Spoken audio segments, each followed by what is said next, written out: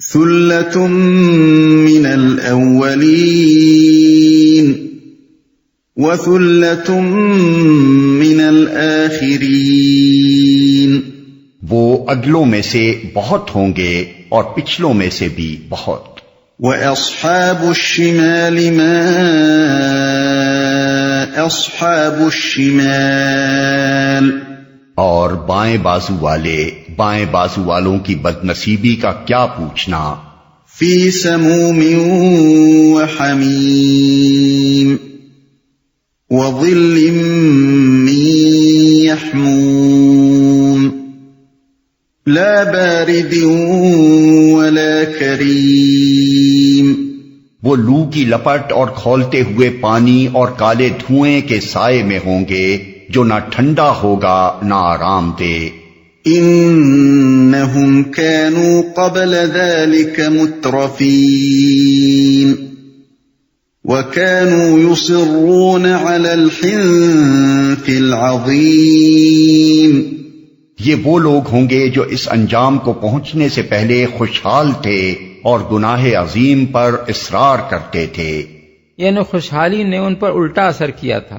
اللہ تعالیٰ کے شکر گزار ہونے کے بجائے وہ الٹے کافر نعمت ہو گئے تھے. اپنی لذات نفس میں منہمک ہو کر خدا کو بھول گئے تھے اور گناہ عظیم پر مصر تھے. گناہ عظیم کا لفظ جامع ہے. اس سے مراد کفر و شرک اور دہریت بھی ہے اور اخلاق و اعمال کا ہر بڑا گناہ بھی. وَكَانُوا يَقُولُونَ أَإِذَا مِتْنَا وَكُنَّا تُرَابًا وَعِظَامًا أَإِنَّا لَمَبْعُوثُونَ أَوَآبَاؤُنَا الْأَوَّلُونَ. کہتے تھے کیا جب ہم مر کر خاک ہو جائیں گے اور ہڈیوں کا پنجر رہ جائیں گے تو پھر اٹھا کھڑے کیے جائیں گے، اور کیا ہمارے وہ باپ دادا بھی اٹھائے جائیں گے جو پہلے گزر چکے ہیں. قل ان الاولین والآخرین لمجموعون الى میقات یوم معلوم. اے نبی ان لوگوں سے کہو یقیناً اگلے اور پچھلے سب ایک دن ضرور جمع کیے جانے والے ہیں جس کا وقت مقرر کیا جا چکا ہے. ثم انکم ایھا الضالون المکذبون لآکلون من شجر من زقوم فمالئون منها البطون فشاربون عليه من الحميم فشاربون شرب الهيم هذا نزلهم يوم الدين. پھر اے گمراہو اور جھٹلانے والو، تم شجر زقوم کی غذا کھانے والے ہو، اسی سے تم پیٹ بھرو گے اور اوپر سے کھولتا ہوا پانی تونس لگے ہوئے اونٹ کی طرح پیو گے. یہ ہے بائیں بازو والوں کی ضیافت کا سامان روز جزا میں. نحن خلقناکم فلولا تصدقون. ہم نے تمہیں پیدا کیا ہے پھر کیوں تصدیق نہیں کرتے. ہم نے تمہیں. یہاں سے آیت 74 تک جو دلائل پیش کیے گئے ہیں ان میں بیک وقت آخرت اور توحید دونوں پر استدلال کیا گیا ہے. چونکہ مکے کے لوگ نبی صلی اللہ علیہ وسلم کی تعلیم کے ان دونوں بنیادی اجزاء پر معترض تھے، اس لیے یہاں دلائل اس انداز سے دیے گئے ہیں کہ آخرت کا ثبوت بھی ان سے ملتا ہے اور توحید کی صداقت کا بھی. کیوں تصدیق نہیں کرتے؟ یعنی اس بات کی تصدیق کہ ہم ہی تمہارے رب اور معبود ہیں اور ہم تمہیں دوبارہ بھی پیدا کر سکتے ہیں. افرأيتم ما تمنون اانتم تخلقونه ام نحن الخالقون. کبھی تم نے غور کیا یہ نطفہ جو تم ڈالتے ہو اس سے بچہ تم بناتے ہو یا اس کے بنانے والے ہم ہیں؟ اس مختصر سے فقرے میں ایک بڑا اہم سوال انسان کے سامنے پیش کیا گیا ہے۔ دنیا کی تمام دوسری چیزوں کو چھوڑ کر انسان اگر صرف اسی ایک بات پر غور کرے کہ وہ خود کس طرح پیدا ہوا ہے تو اسے نہ قرآن کی تعلیم توحید میں کوئی شک رہ سکتا ہے، نہ اس کی تعلیم آخرت میں۔ انسان آخر اسی طرح تو پیدا ہوتا ہے کہ مرد اپنا نطفہ عورت کے رحم تک پہنچا دیتا ہے، مگر کیا اس نطفے میں بچہ پیدا کرنے کی اور لازماً انسان ہی کا بچہ پیدا کرنے کی صلاحیت آپ سے آپ پیدا ہو گئی ہے، یا انسان نے خود پیدا کی ہے، یا خدا کے سوا کسی اور نے پیدا کر دی ہے؟ اور کیا یہ مرد کے یا عورت کے یا دنیا کی کسی طاقت کے اختیار میں ہے کہ اس نطفے سے حمل کا استقرار کرا دے، پھر استقرار حمل سے وضع حمل تک ماں کے پیٹ میں بچے کی درجہ بدرجہ تخلیق و پرورش، اور ہر بچے کی الگ صورت گری، اور ہر بچے کے اندر مختلف ذہنی و جسمانی قوتوں کو ایک خاص تناسب کے ساتھ رکھنا جس سے وہ ایک خاص شخصیت کا انسان بن کر اٹھے، کیا یہ سب کچھ ایک خدا کے سوا کسی اور کا کام ہے؟ کیا اس میں کسی اور کا ذرہ برابر بھی کوئی دخل ہے؟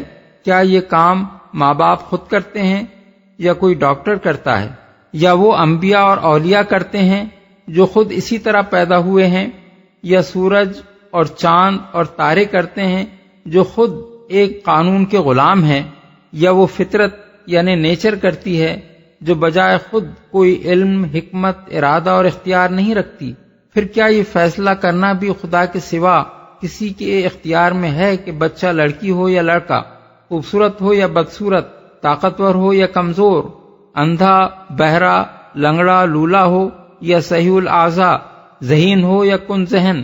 پھر کیا خدا کے سوا کوئی اور یہ طے کرتا ہے کہ قوموں کی تاریخ میں کس وقت کس قوم کے اندر کن اچھی یا بری صلاحیتوں کے آدمی پیدا کرے جو اسے عروج پر لے جائیں یا زوال کی طرف دھکیل دیں؟ اگر کوئی شخص ضد اور ہٹ دھرمی میں مبتلا نہ ہو تو وہ خود محسوس کرے گا کہ شرک یا دہریت کی بنیاد پر ان سوالات کا کوئی معقول جواب نہیں دیا جا سکتا۔ ان کا معقول جواب ایک ہی ہے، اور وہ یہ ہے کہ انسان پورا کا پورا خدا کا ساختہ و پرداختہ ہے، اور جب حقیقت یہ ہے تو خدا کے ساختہ و پرداختہ اس انسان کو کیا حق پہنچتا ہے کہ اپنے خالق کے مقابلے میں آزادی و خود مختاری کا دعویٰ کرے یا اس کے سوا کسی دوسرے کی بندگی بجا لائے؟ توحید کی طرح یہ سوال آخرت کے معاملے میں بھی فیصلہ کن ہے۔ انسان کی تخلیق ایک ایسے کیڑے سے ہوتی ہے جو طاقتور خوردبین کے بغیر نظر تک نہیں آ سکتا۔ یہ کیڑا عورت کے جسم کی تاریکیوں میں کسی وقت اس نسوانی انڈے سے جا ملتا ہے جو اسی کی طرح ایک حقیر سا خوردبینی وجود ہوتا ہے، پھر ان دونوں کے ملنے سے ایک چھوٹا سا زندہ خلیہ یعنی سیل بن جاتا ہے جو حیات انسانی کا نقطہ آغاز ہے، اور یہ خلیہ بھی اتنا چھوٹا ہوتا ہے کہ خوردبین کے بغیر اس کو نہیں دیکھا جا سکتا۔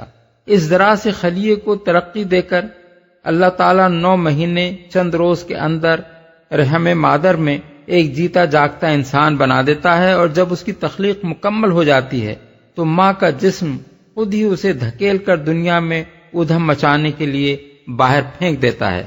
تمام انسان اسی طرح دنیا میں آئے ہیں اور شب و روز اپنے ہی جیسے انسانوں کی پیدائش کا یہ منظر دیکھ رہے ہیں۔ اس کے بعد صرف ایک عقل کا اندھا ہی یہ کہہ سکتا ہے کہ جو خدا اس طرح انسانوں کو آج پیدا کر رہا ہے وہ کل کسی وقت اپنے ہی پیدا کیے ہوئے ان انسانوں کو دوبارہ کسی اور طرح پیدا نہ کر سکے گا۔ نحن قدرنا بينكم الموت وما نحن بمسبوقين على أن نبدل أمثالكم وننشئكم فيما لا تعلمون۔ ہم نے تمہارے درمیان موت کو تقسیم کیا ہے اور ہم اس سے عاجز نہیں ہیں کہ تمہاری شکلیں بدل دیں اور کسی ایسی شکل میں تمہیں پیدا کر دیں جس کو تم نہیں جانتے۔ موت کو تقسیم کیا ہے یعنی تمہاری پیدائش کی طرح تمہاری موت بھی ہمارے اختیار میں ہے۔ ہم یہ طے کرتے ہیں کہ کس کو ماں کے پیٹ ہی میں مر جانا ہے اور کسے پیدا ہوتے ہی مر جانا ہے اور کسے کس عمر تک پہنچ کر مرنا ہے۔ جس کی موت کا جو وقت ہم نے مقدر کر دیا ہے اس سے پہلے دنیا کی کوئی طاقت اسے مار نہیں سکتی اور اس کے بعد ایک لمحے کے لیے بھی زندہ نہیں رکھ سکتی۔ مرنے والے بڑے بڑے ہسپتالوں میں بڑے سے بڑے ڈاکٹروں کی آنکھوں کے سامنے مرتے ہیں، بلکہ ڈاکٹر خود بھی اپنے وقت پر مر جاتے ہیں۔ کبھی کوئی نہ موت کے وقت کو جان سکا ہے، نہ آتی ہوئی موت کو روک سکا ہے، نہ یہ معلوم کر سکا ہے کہ کس کی موت کس ذریعے سے کہاں کس طرح واقع ہونے والی ہے۔ تم نہیں جانتے، یعنی جس طرح ہم اس سے عاجز نہ تھے کہ تمہیں تمہاری موجودہ شکل و حیت میں پیدا کریں، اسی طرح ہم اس سے بھی عاجز نہیں ہیں کہ تمہاری تخلیق کا طریقہ بدل کر کسی اور شکل و حیت میں کچھ دوسری صفات و خصوصیات کے ساتھ تم کو پیدا کر دیں۔ آج تم کو ہم اس طرح پیدا کرتے ہیں کہ تمہارا نطفہ قرار پاتا ہے اور تم ماں کے پیٹ میں درجہ بدرجہ بن کر ایک بچے کی صورت میں برآمد ہوتے ہو۔ یہ طریق تخلیق بھی ہمارا ہی مقرر کیا ہوا ہے، مگر ہمارے پاس بس یہی ایک لگا بندھا طریقہ نہیں ہے جس کے سوا ہم کوئی اور طریقہ نہ جانتے ہوں یا نہ عمل میں لا سکتے ہوں۔ قیامت کے روز ہم تمہیں اسی عمر کے انسان کی شکل میں پیدا کر سکتے ہیں جس عمر میں تم مرے تھے۔ آج تمہاری بینائی، سماعت اور دوسرے حواس کا پیمانہ ہم نے کچھ اور رکھا ہے، مگر ہمارے پاس انسان کے لیے بس یہی ایک پیمانہ نہیں ہے جسے ہم بدل نہ سکتے ہوں۔ قیامت کے روز ہم اسے بدل کر کچھ سے کچھ کر دیں گے، یہاں تک کہ تم وہ کچھ دیکھ اور سن سکو گے جو یہاں نہیں دیکھ سکتے اور نہیں سن سکتے۔ آج تمہاری کھال اور تمہارے ہاتھ پاؤں اور تمہاری آنکھوں میں کوئی گویائی نہیں ہے، مگر زبان کو بولنے کی طاقت ہم ہی نے تو دی ہے۔ ہم اس سے عاجز نہیں ہیں کہ قیامت کے روز تمہارا ہر عضو اور تمہارے جسم کی کھال کا ہر ٹکڑا ہمارے حکم سے بولنے لگے۔ آج تم ایک خاص عمر تک ہی جیتے ہو اور اس کے بعد مر جاتے ہو۔ یہ تمہارا جینا اور مرنا بھی ہمارے ہی مقرر کردہ قانون کے تحت ہوتا ہے۔ کل ہم ایک دوسرا قانون تمہاری زندگی کے لیے بنا سکتے ہیں جس کے تحت تمہیں کبھی موت نہ آئے۔ آج تمہیں خاص حد تک ہی عذاب برداشت کر سکتے ہو، جس سے زائد عذاب اگر تمہیں دیا جائے تو تم زندہ نہیں رہ سکتے۔ یہ ضابطہ بھی ہمارا ہی بنایا ہوا ہے۔ کل ہم تمہارے لیے ایک دوسرا ضابطہ بنا سکتے ہیں جس کے تحت تم ایسا عذاب ایسی طویل مدت تک بھگت سکو گے جس کا تم تصور تک نہیں کر سکتے، اور کسی سخت سے سخت عذاب سے بھی تمہیں موت نہ آئے گی۔ آج تم سوچ نہیں سکتے کہ کوئی بوڑھا جوان ہو جائے، کبھی بیمار نہ ہو، کبھی اس پر بڑھاپا نہ آئے اور ہمیشہ ہمیشہ وہ ایک ہی عمر کا جوان رہے۔ مگر یہاں جوانی پر بڑھاپا ہمارے بنائے ہوئے قوانین حیات ہی کے مطابق تو آتا ہے۔ کل ہم تمہاری زندگی کے لیے کچھ دوسرے قوانین بنا سکتے ہیں جن کے مطابق جنت میں جاتے ہی ہر بوڑھا جوان ہو جائے اور اس کی جوانی و تندرستی لازوال ہو۔ وَلَقَدْ عَلِمْتُمُ النَّشْأَةَ الْأُولَى فَلَوْلَا تَذَكَّرُونَ۔ اپنی پہلی پیدائش کو تو تم جانتے ہو، پھر کیوں سبق نہیں لیتے؟ یعنی یہ تو تم جانتے ہی ہو کہ پہلے تم کیسے پیدا کیے گئے تھے، کس طرح باپ کی صلب سے وہ نطفہ منتقل ہوا جس سے تم وجود میں آئے، کس طرح رحم مادر میں جو قبر سے کچھ کم تاریک نہ تھا تمہیں پرورش کر کے زندہ انسان بنایا گیا، کس طرح ایک ذرے بے مقدار کو نشوونما دے کر یہ دل و دماغ، یہ آنکھ کان اور یہ ہاتھ پاؤں اس میں پیدا کیے گئے، اور عقل و شعور، علم و حکمت، صنعت و ایجاد اور تدبیر و تسخیر کی یہ حیرت انگیز صلاحیتیں اس کو عطا کی گئیں۔ کیا یہ معجزہ مردوں کو دوبارہ جلا اٹھانے سے کچھ کم عجیب ہے؟ اس عجیب معجزے کو جب تم آنکھوں سے دیکھ رہے ہو اور خود اس کی زندہ شہادت کے طور پر دنیا میں موجود ہو تو کیوں اس سے یہ سبق نہیں لیتے کہ جس خدا کی قدرت سے یہ معجزہ شب روز رونما ہو رہا ہے، اسی کی قدرت سے زندگی بعد موت اور حشر و نشر اور جنت و دوزخ کا معجزہ بھی رونما ہو سکتا ہے۔ أَفَرَأَيْتُم مَّا تَحْرُثُونَ أَأَنتُمْ تَزْرَعُونَهُ أَمْ نَحْنُ الزَّارِعُونَ؟ کبھی تم نے سوچا یہ بیج جو تم بوتے ہو اس سے کھیتیاں تم اگاتے ہو یا ان کے اگانے والے ہم ہیں؟ اوپر کا سوال لوگوں کو اس حقیقت کی طرف توجہ دلا رہا تھا کہ تم اللہ تعالیٰ کے ساختہ و پرداختہ ہو اور اسی کی تخلیق سے وجود میں آئے ہو۔ اب یہ دوسرا سوال انہیں اس دوسری اہم حقیقت کی طرف توجہ دلا رہا ہے کہ جس رزق پر تم پلتے ہو وہ بھی اللہ ہی تمہارے لیے پیدا کرتا ہے۔ جس طرح تمہاری پیدائش میں انسانی کوشش کا دخل اس سے زائد کچھ نہیں ہے کہ تمہارا باپ تمہاری ماں کے اندر نطفہ ڈال دے، اسی طرح تمہارے رزق کی پیداوار میں بھی انسان کی کوشش کا دخل اس سے بڑھ کر کچھ نہیں ہے کہ کسان کھیتی میں بیج ڈال دے۔ زمین جس میں یہ کاشت کی جاتی ہے تمہاری بنائی ہوئی نہیں ہے، اس زمین کو رویدگی کی صلاحیت تم نے نہیں بخشی ہے، اس میں وہ مادے جن سے تمہاری غذا کا سامان بہم پہنچتا ہے تم نے فراہم نہیں کیے ہیں، اس کے اندر جو بیج تم ڈالتے ہو ان کو نشو و نما کے قابل تم نے نہیں بنایا ہے، ان بیجوں میں یہ صلاحیت کہ ہر بیج سے اسی نوع کا درخت پھوٹے جس کا وہ بیج ہے تم نے پیدا نہیں کی ہے۔ اس کاشت کو لہلاتی کھیتیوں میں تبدیل کرنے کے لیے زمین کے اندر جس عمل اور زمین کے اوپر جس ہوا، پانی، حرارت، برودت اور موسمی کیفیت کی ضرورت ہے، ان میں سے کوئی چیز بھی تمہاری کسی تدبیر کا نتیجہ نہیں ہے۔ یہ سب کچھ اللہ ہی کی قدرت اور اسی کی پروردگاری کا کرشمہ ہے۔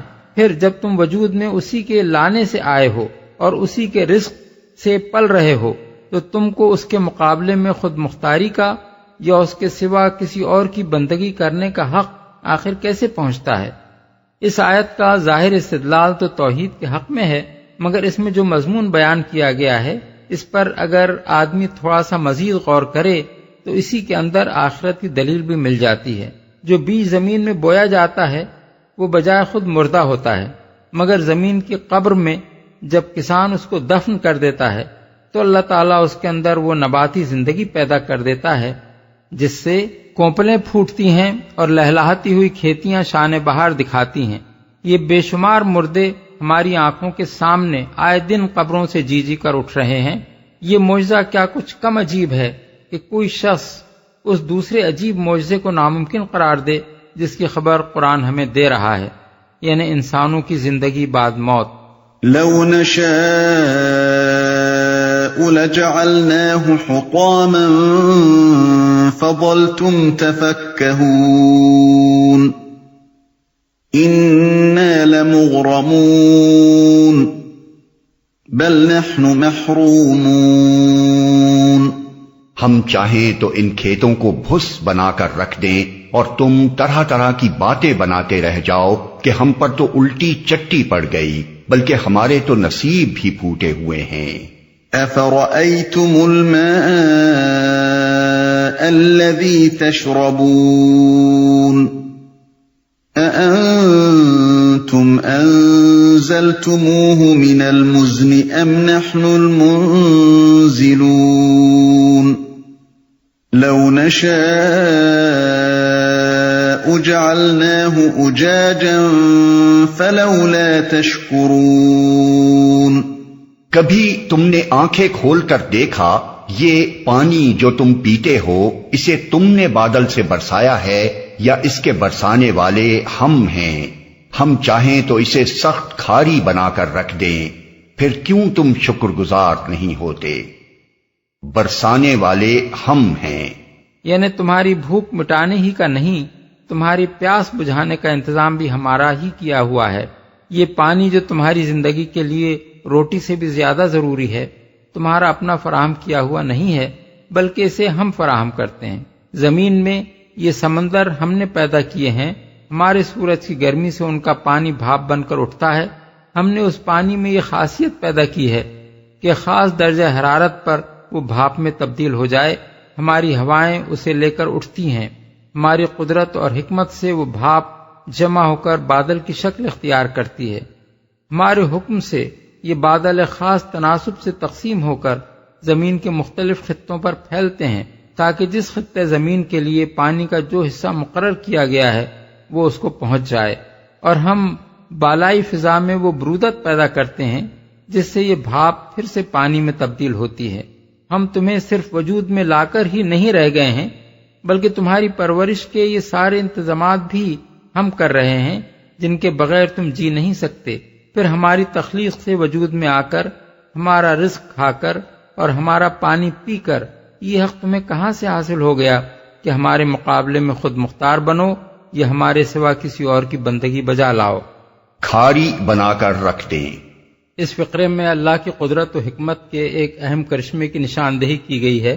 پانی کے اندر اللہ تعالیٰ نے جو حیرت انگیز خواص رکھے ہیں ان میں سے ایک خاصہ یہ بھی ہے کہ اس کے اندر خواہ کتنی ہی چیزیں تحلیل ہو جائیں، جب وہ حرارت کے اثر سے بھاپ میں تبدیل ہوتا ہے تو ساری آمیزشیں نیچے چھوڑ دیتا ہے اور صرف اپنے اصل آبی اجزاء کو لے کر ہوا میں اڑتا ہے۔ یہ خاصیت اگر اس میں نہ ہوتی تو بھاپ میں تبدیل ہوتے وقت بھی وہ سب چیزیں اس میں شامل رہتی جو پانی ہونے کی حالت میں اس کے اندر تحلیل شدہ تھیں۔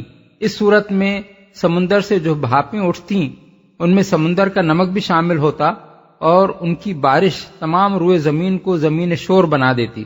نہ انسان اس پانی کو پی کر جی سکتا تھا، نہ کسی قسم کی نباتات اس سے اگ سکتی تھی۔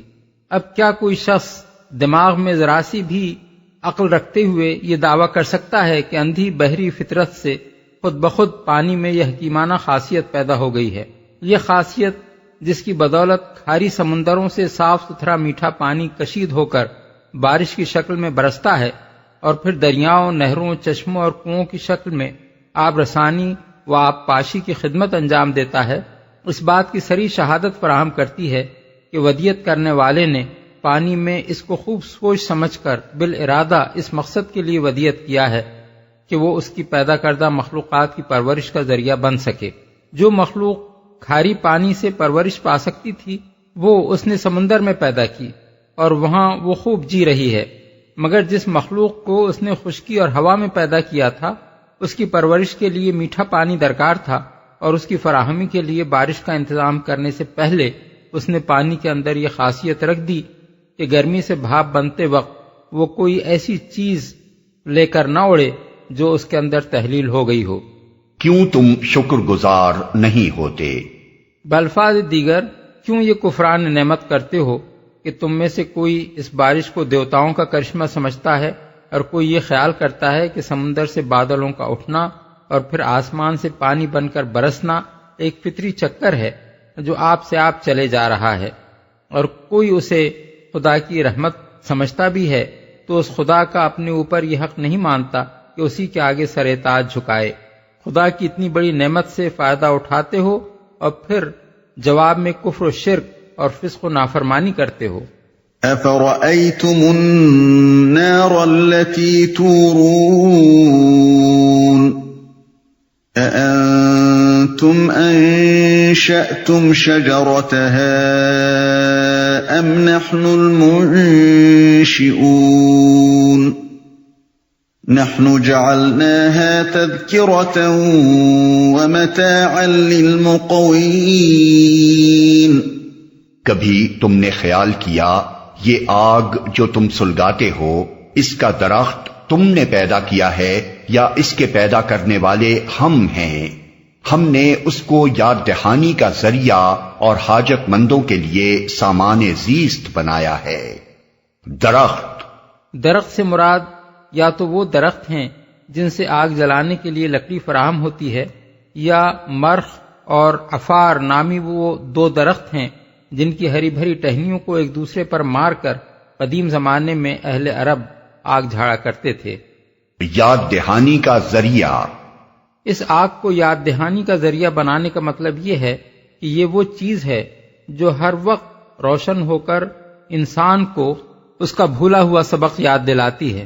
اگر آگ نہ ہوتی تو انسان کی زندگی حیوان کی زندگی سے مختلف نہ ہو سکتی۔ آگ ہی سے انسان نے حیوانات کی طرح کچی غذائیں کھانے کے بجائے ان کو پکا کر کھانا شروع کیا، اور پھر اس کے لیے صنعت و ایجاد کے نئے نئے دروازے کھلتے چلے گئے۔ ظاہر ہے کہ اگر خدا وہ ذرائع پیدا نہ کرتا جن سے آگ جلائی جا سکے، اور وہ آتش پذیر مادے پیدا نہ کرتا جو آگ سے جل سکیں، تو انسان کی ایجادی صلاحیتوں کا قفل ہی نہ کھلتا۔ مگر انسان یہ بات فراموش کر گیا ہے کہ اس کا خالق کوئی پروردگار حکیم ہے جس نے اسے ایک طرف انسانی قابلیتیں دے کر پیدا کیا تو دوسری طرف زمین میں وہ سر و سامان بھی پیدا کر دیا جس سے اس کی یہ قابلیتیں روب عمل آ سکیں۔ وہ اگر غفلت میں مدہوش نہ ہو تو تنہا ایک آگ ہی اسے یہ یاد دلانے کے لیے کافی ہے کہ یہ کس کے احسانات اور کس کی نعمتیں ہیں جن سے وہ دنیا میں متمتع ہو رہا ہے۔ حاجت مندوں کے لیے۔ اصل میں لفظ مقوین استعمال کیا گیا ہے، اس کے مختلف معنی اہل لغت نے بیان کیے ہیں۔ بعض اسے صحرا میں اترے ہوئے مسافروں کے معنی میں لیتے ہیں، بعض اس کے معنی بھوکے آدمی کے لیتے ہیں، اور بعض کے نزدیک اس سے مراد وہ سب لوگ ہیں جو آگ سے فائدہ اٹھاتے ہیں، خواہ وہ کھانا پکانے کا فائدہ ہو یا روشنی کا یا تپش کا۔ فسبح باسم ربک العظیم، پس اے نبی اپنے رب عظیم کے نام کی تسبیح کرو، یعنی اس کا مبارک نام لے کر یہ اظہار و اعلان کرو کہ وہ ان تمام عیوب و نقائص اور کمزوریوں سے پاک ہے جو کفار و مشرکین اس کی طرف منسوب کرتے ہیں، اور جو کفر و شرک کے ہر عقیدے اور منکرین آخرت کے ہر استدلال میں مضمر ہیں۔